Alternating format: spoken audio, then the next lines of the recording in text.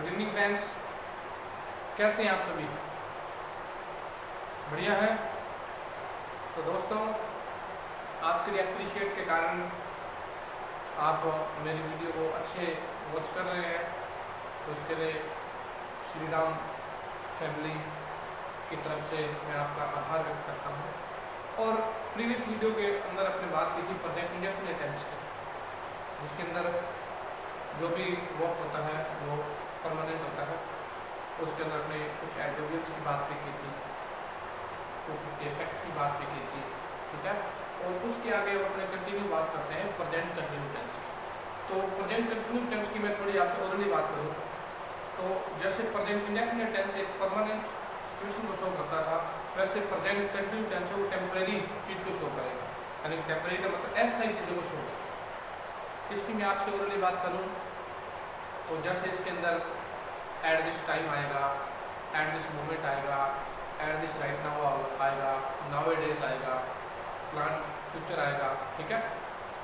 इस तरह की बात करेंगे। उसमें अपने वो भी बात करेंगे कि किन वर्ब के साथ आईएनजी का यूज होता है, किन के साथ नहीं होता है, तो उनकी बात करते हैं, ठीक है। आप थोड़ा ध्यान दीजिए। प्रेजेंट कंटिन्यूस, तो अब अपने स्ट्रक्चर की बात करें, स्ट्रक्चर की बात करें, इसकी प्रेजेंट कंटिन्यू टेंस में स्ट्रक्चर की बात करें। Subject s, subject is am are plus verb की फर्स्ट फॉर्म के साथ आईएनजी या इसी को बोलते हैं अपने फोर्थ फॉर्म या वर्ब। तो मैंने आपको बताया था कि जिस वर्ब के साथ आईएनजी लग जाए तो वर्ब की कौन सी फॉर्म होती है, वो फोर्थ फॉर्म। अपने ये बात करते हैं वर्ब की फर्स्ट फॉर्म के साथ आईएनजी, ये अपने पढ़ चुके हैं, ठीक है। मैंने आपको पहले बता दिया था, जो मैंने आपको एक टेबल कराई थी, उस टेबल जो फ्रेम हुई थी उसके साथ इस सारे स्ट्रक्चर को अपने फॉलो करने वाले। तो subject is am are ING fourth form और ऑब्जेक्ट, ये इसका अफर्मेटिव स्ट्रक्चर है। जब अपने इसको नेगेटिव में बनाएंगे तो क्या बनाएंगे? नेगेटिव में subject plus is am are plus not plus ING plus, ये इसकी नेगेटिव की स्ट्रक्चर बन गई। आप अपने इसकी इंट्रोगेटिव की अगर स्ट्रक्चर बनाना चाहें तो जो भी हेल्पिंग वर्ब अपने पास आई हुई है, जो भी ऑक्सिलरी वर्ब अपने पास आई हुई है, उस ऑक्सिलरी वर्ब को अपने सब्जेक्ट से पहले लिख देंगे, वो इंट्रोगेटिव। इंट्रोगेटिव नेगेटिव बनाना हो तो थर्ड नंबर पे नोट लगाओ, वो इंट्रोगेटिव नेगेटिव बन जाएगी। अब इधर ध्यान दीजिएगा, अब इज एम आर, अब इसका यूज होगा सिंगुलर सब्जेक्ट के साथ। मैंने आपको बताया था प्रीवियस क्लास में singular subject he, she, it and is middle name, that is called singular subject. अब अपनी बात करें आई, तो आई के साथ एम का यूज होगा, ठीक है। आर, आर प्लूरल के लिए हम अपने बात करते हैं प्लूरल सब्जेक्ट के बारे में, वी, यू, दे या बोथ ऑफ सब्जेक्ट, ठीक है। ये सारे प्लूरल सब्जेक्ट होते हैं। अब अपने बात करें कि इसके एडवर्बियल्स क्या होते हैं। इसके एडवर्बियल्स को हम हर प्रत्येक एडवर्बियल्स को डिटेल से पढ़े, आरामदारी से पढ़ेंगे। तो देखो, at this time, at this moment, today, right now, nowadays, these days, at this present time, ये इसके एडवर्बियल्स होते हैं। now, nowadays, at this time, at this moment, right now, ये इसके क्या होते हैं? एडवर्बियल्स होते हैं। दूसरी बात ध्यान रखने वाली है, action going on at the time of speaking, जो भी इसमें एक्शन होगा वो बोलते समय जारी रहेगा। मैं पढ़ रहा हूँ, मैं खेल रहा हूँ, I am reading, I am playing, I am cooking, ठीक है। तो जो भी इसके अंदर मतलब एक्शन होगा वो बोलते समय कंटिन्यूस रहेगा, उसको अपने प्रेजेंट कंटिन्यू टेंस के अंदर अपने डिनोट करते हैं। समझानी बात, यानी कि अब हम बोलते हैं कि मैं पढ़ रहा हूँ, मैं खेल रहा हूँ, मैं बातें कर रहा हूँ, मैं सो रहा हूँ, जो भी चीज़ें होती हैं जिसमें रहा रही, यानी कि रहा रही बातें, ये एक पुरानी बातें हो चुकी है। अब इन चीज़ों को अपनी जो मॉडर्न इंग्लिश है, जो अपने मॉडर्न इंग्लिश को अपने पढ़ रहे हैं, जो फिलहाल जो अपना एक ट्रेंड चला हुआ इंग्लिश का, उसके साथ रहा रही, ये पुरानी बातें हैं। मैंने आपको प्रीवियस क्लास में बताया था कि अब आप रहा रही ता ती चुका चुकी वाली बातों को छोड़ो, अब इंग्लिश टू इंग्लिश पढ़ने की कोशिश करो तो आपको इजीली समझ में आएगा, ठीक है ना। अब आगे देखिएगा, टेम्परेरी सिचुएशन के बारे में, यानी कि अस्थायी सिचुएशन के बारे में। अस्थायी सिचुएशन में क्या होता है, देखिए, I am living in Delhi these days, मैं इन दिनों दिल्ली रह रहा हूं। ये काम उसका परमानेंट नहीं है, इन दिनों रह रहा है, आगे क्या कर रहे या ना रहे अपने फिक्स नहीं कह सकते, इसलिए ये क्या होता है, टेम्परेरी वर्क होता है। अब टेम्परेरी वर्क को अगर आपने शो करना है तो उसके एडवर्बियल थोड़े डिफरेंट होते हैं। देखिए आप दीज डेज यूज कर सकते हो आप टेम्परेरी सिचुएशन के लिए, नाउअडेज आप यूज कर सकते हो, प्रेजेंटली आप यूज कर सकते हो, या for the time being use कर सकते हो। एक बात ध्यान दीजिएगा, आप एक वर्ड यूज करते हो यहाँ पर नाउ डेज, नाउ के बाद हाइफन, फिर ए के बाद हाइफन, फिर डेज, ऐसा लिखा जाएगा। अगर आपने इस तरह लिख दिया नाउ डेज तो ये गलत होगा, तो थोड़ा इस चीज का ध्यान देना। नाउ के बाद फिर हाइफन, फिर ए के बाद फिर हाइफन, और फिर उसके बाद डेज, ठीक है। उसके बाद they are watching their favourite TV show right now, वो अभी अपना फेवरेट टीवी शो देख रहे हैं, अब अभी देख रहे हैं, वे क्या कर रहे हैं, अब अपना फेवरेट जो शो है वो टीवी पर देख रहे हैं। अब आगे देखें या ना देखें ये कोई उसका जरूरी नहीं है कि आज जो उसको फेवरेट शो को टीवी शो को वो टीवी के अंदर देख रहे हैं वो कल भी देखें परसों भी देखें, जरूरी नहीं है। तो ये भी क्या उनका टेम्परेरी पार्ट है, ठीक है। ये भी अपने इसको कॉमन इंडिकेशन, ये भी उनका क्या है, टेम्परेरी। उसके बाद we are not doing anything right now, हम कुछ भी नहीं कर रहे हैं, यानी भी ध्यान दीजिएगा, अगर अपने प्रेजेंट कंटिन्यूस के नेगेटिव को शो करना हो तो इस तरह से वी के बाद आर, फिर थर्ड नंबर पे नॉट, फिर डूइंग, फिर एनीथिंग, फिर राइट। अब इंटरोगेटिव बनाना तो डब्ल्यूएच वर्ड जो भी होता है वो शुरू में आ जाएगा, what are you doing at the moment. तो ध्यान दीजिएगा, हम अभी तक फर्स्ट फैक्ट की बात की है, अब जो प्रेजेंट कंटिन्यूस का जो होता है उसके अपने पहले रूल की बात की है, टेम्परेरी सिचुएशन की। कि टेम्परेरी सिचुएशन में कोई भी काम होता है वो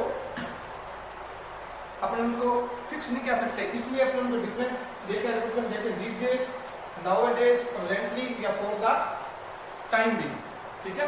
ये क्या होते हैं, ये सारे टेम्परेरी होते हैं, टेम्परेरी सिचुएशन के लिए जो यूज करते हैं, ठीक है।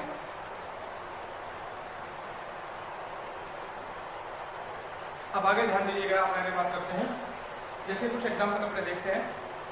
ही is working as my partner nowadays, वह मेरे साथ काम कर रहा है मेरे पार्टनर की तरह। अब कर रहा है, परमानेंट उसका काम नहीं है। अगर अपने यहाँ पर नाउअडेज नहीं आता तो अपने ये बात कह सकते थे कि ये उसका परमानेंट है, तो अब इसको नाउअडेज आ गया तो अपने इसको क्या मानेंगे, टेम्परेरी मानेंगे, ठीक है ना। आगे for the being I am using my brothers mobile phone, for the being का मतलब था फिलहाल, फिलहाल मैं अपने ब्रदर्स का मोबाइल यूज कर रहा हूं, करता हूं नहीं, कर रहा हूं, करता हूं आते ही फिर आप उसको प्रेजेंट इंडेफिनिट टेंस के अंदर शो करेंगे। उसके बाद plan action of the future, future का पहले से कोई बना हुआ अगर प्लान होता है तो उसको फ्यूचर प्रेजेंट कंटिन्यू टेंस के अंदर डिनोट किया जाता है, बशर्ते उनके साथ at this time tomorrow, at this month, at this now, जो भी चीजें होती है ये इन चीजों के साथ जो होती है वो चीजें क्या होती है इसके साथ डिनोट की जाती है, ठीक है ना। अब अपने आगे बात करते हैं कि कुछ एग्जांपल देखते हैं अपने पहले। He is working as my partner nowadays, इन दिनों वे मेरे पार्टनर की तरह मेरे साथ काम कर रहा है, लेकिन ये काम उसका परमानेंट नहीं है, टेम्परेरी है, इसलिए प्रेजेंट कंटिन्यू है। उसके बाद for the time being I am using mobile my brothers, इन दिनों मैं अपने ब्रदर्स का मोबाइल यूज कर रहा हूं, तो ये भी क्या है, टेम्परेरी है। इन दिनों मैं अपने ब्रदर्स का मोबाइल यूज कर रहा हूं तो ये भी काम परमानेंट नहीं है। उसके बाद plan action of the future, future का कोई फिक्स प्रोग्राम, मैं कल वहां जा रहा हूं, कल मैं उससे मिलने जा रहा हूं, यहाँ आप इस एमआर की जगह आप विल और शेल का यूज कर सकते हैं, तो वो भी आपका गलत नहीं है। जैसे देखो, Ram is shifting to USA next month.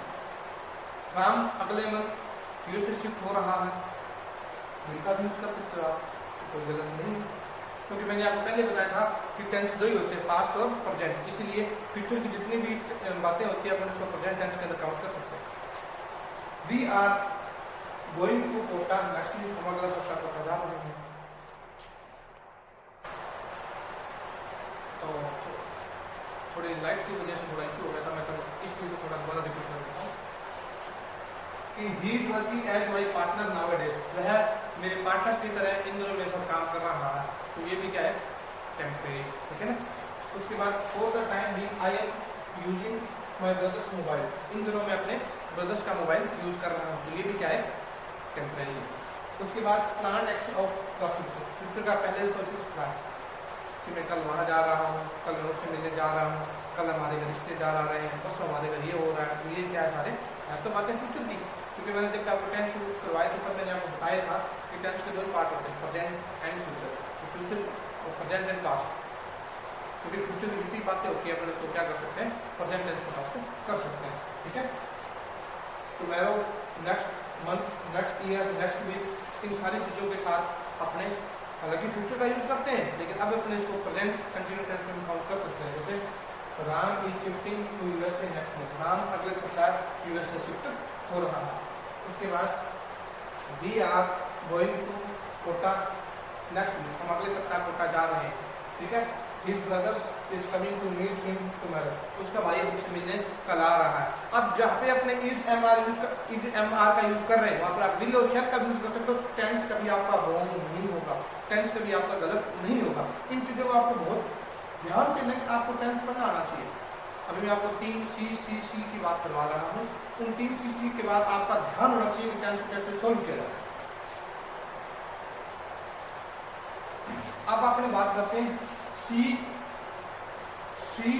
और सी का मतलब कंसेप्ट। अगर आपके टेंस का कंसेप्ट क्लियर हो गया कि प्रेजेंट में क्या होता है, पास्ट में क्या होता है, फ्यूचर में क्या होता है, प्रेजेंट के एडवर्बियल्स क्या होते हैं, पास्ट के एडवर्बियल्स क्या होते हैं, फ्यूचर के एडवर्बियल्स क्या होते हैं, जब आपका कंसेप्ट क्लियर हो गया तो फिर आपको कहीं भी उस टेंस में कोई दिक्कत नहीं आनी है। दूसरा, सी कॉम्प्रिहेंशन, आपको वो चीज पढ़नी आनी चाहिए। रटी रटाई चीजें काम नहीं आई, आपको टेंस पढ़ना आना चाहिए। आपको वाकई मतलब आपको इंग्लिश पढ़नी आनी चाहिए। मतलब जब तक आपको कोई सेंटेंस अच्छी तरह से रीड करना नहीं आ रहा, अच्छे से पढ़ना नहीं आ रहा है, तब आप उस टेंस को सोल्व नहीं कर पाओगे। दूसरा होता है कॉमन सेंस, यानी कि कुछ टेंस ऐसे होते हैं, कुछ सेंटेंस ऐसे होते हैं जो कॉमन सेंस के ऊपर चलते हैं। वहाँ पर अपने को पढ़कर समझकर कुछ कॉमन सेंस लगाना होता है कि आखिर इसमें क्या आएगा, इज आएगा, आर आएगा, कि एम आएगा, कि रोज आएगा, कि वर आएगा। तो वहाँ पर क्या चीज जरूरत होती है, कॉमन सेंस की जरूरत होती है, ठीक है। अब अपने बात करें, this pen is belonging to Ram. अब क्या सेंटेंस ये सही है? तो ये सेंटेंस गलत है, क्योंकि बिलोंग के साथ कभी आईएनजी का यूज नहीं होता। इनको अपन क्या बोलते होते हैं, इनको अपन नॉन कंटिन्यूस वर्ब बोलते होते हैं।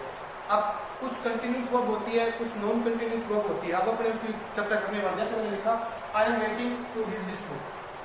अब वेटिंग ये गलत है, इसके साथ आईएनजी का यूज नहीं होता, क्योंकि कुछ वर्ब ऐसी होती है उनको कभी प्रेजेंट कंटिन्यूस में यूज नहीं किया जा सकता। मैं आपको बता रहा हूं, उनके साथ आईएनजी का यूज जरूर हो सकता है, वो सिचुएशन अलग होगी, लेकिन उनको कभी अपने प्रेजेंट कंटिन्यूस के अंदर यूज नहीं करेंगे। अभी मैं आपको कुछ लिखवाने वाला हूँ, नॉन कंटिन्यूस वर्ब लिखवाने वाला हूँ, कौन कौन सी होती है, आप ध्यान से लिखिए उसको। अब आप देखते हैं, लिस्ट देखते हैं नॉन कंटिन्यूस वर्ब की।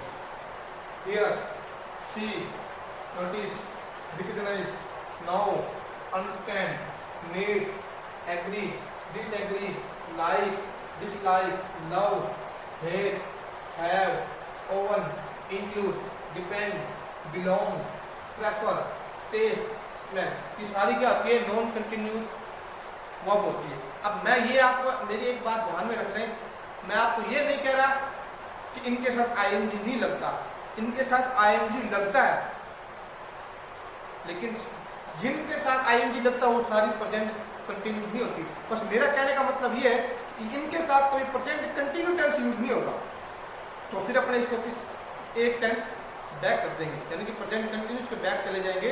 तो आप अपने इसको उसके अंदर नोट कर लेंगे, डिनोट कर देंगे प्रेजेंट इंडेफिनिट टेंस। तो देखिएगा, I am knowing him very well. अब मैंने आपको बताया था नो पर तो आई नहीं आएगा, तो ये क्या आएगा? गलत। तो इसके साथ हम क्या कर देंगे? नो। तो कंटिन्यूस को इसमें लिख देंगे indefinite. He is needing your help. अब नीड मैंने यहाँ लिखा था कि नीड के साथ आएंगे नहीं आएगा, और इसको भी क्या कर देंगे? गलत। तो इसकी जगह पर क्या लिख देंगे? नीड्स लिख देंगे। ये होती है सारी नॉन कंटिन्यूस वर्ब। अब इसमें कुछ वर्ब ऐसी होती है जिनका यूज दो सेंस में होता है, उसके बारे में बात करते हैं। अब अपने ध्यान दीजिएगा, एक वर्ब होती है सी। सी का मतलब दिखाई देने से होगा, तो अपने इसको क्या बोलेंगे? एनसीवीएन, नॉन कंटिन्यूस वर्ब बोलेंगे।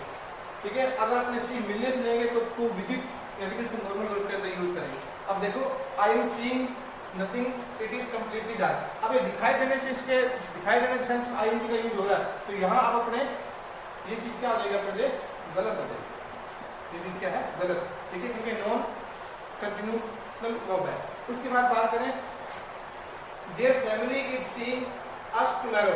अब ये दिखाई देने के सेंस में नहीं यूज हो रही है, अब ये मिलने के सेंस में यूज हो रही है। अब जब मिलने के सेंस में यूज किया जाता है तो वो नॉर्मल वर्ब होती है, उसके साथ अपने आईएनजी का यूज कर सकते हैं। तो उस सेंस में कभी सी के साथ जब आईएनजी लगाएंगे तो वो कभी गलत नहीं मानी जाएगी। ठीक है, अब अपने बात करते हैं हैव की।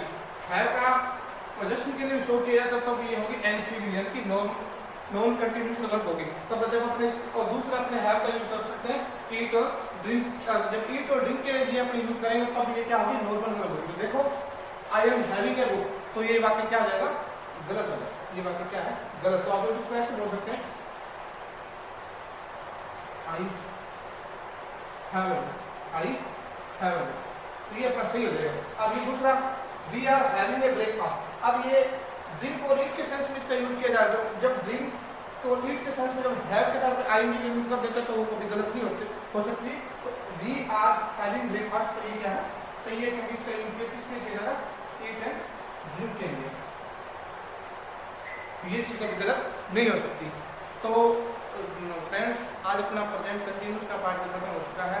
आई होप कि आपको बहुत अच्छे से समझ में आया होगा।